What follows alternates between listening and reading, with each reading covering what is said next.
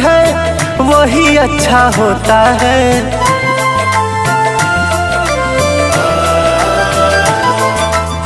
अपनों की जो कद्र करे वो साथी सच्चा होता है। सही है जो सही है वही अच्छा होता है। अपनों की जो कद्र करे वो साथी सच्चा होता है। मोदी जी ने दिल से भैया भेजा है पैगाम, संजय राय सिरपुरिया आज करते हैं ऐलान कि अब हर हाथ में होगा काम, हर जेब में होगा दाम। हर हाथ में होगा काम, हर जेब में होगा दाम।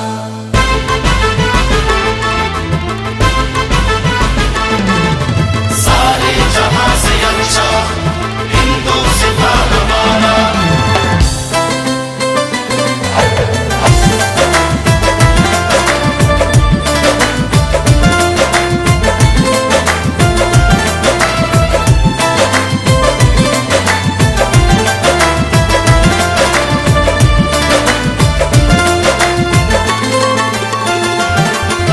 सपना युवा के सच होखी होई दुखवा दूर हो।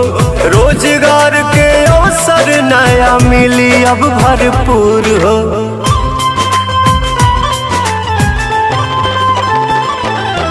सपना युवा के सच होखी होई दुखवा दूर हो। रोजगार के अवसर नया मिली अब भरपूर हो।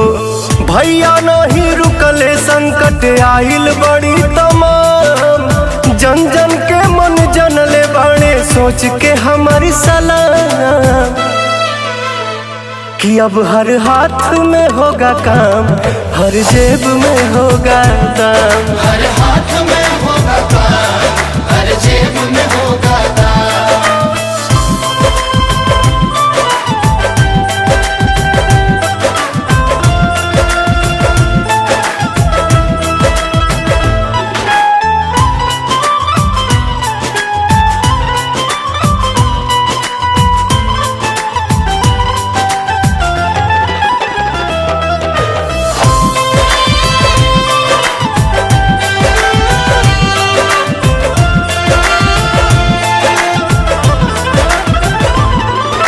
नेक नियत से आइल बाणे करी है भैया नेकी हो। परिवर्तन के नया दौर गाजीपुर अब देखी हो।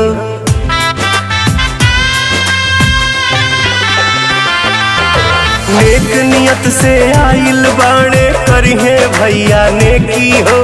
परिवर्तन के नया दौर गाजीपुर अब देखी हो। सब कमाई खाई होता ऐसन इंतजाम, वादा बाई सबसे पवन सिंह के रहल जुबान कि अब हर हाथ में होगा काम, हर जेब में होगा दाम।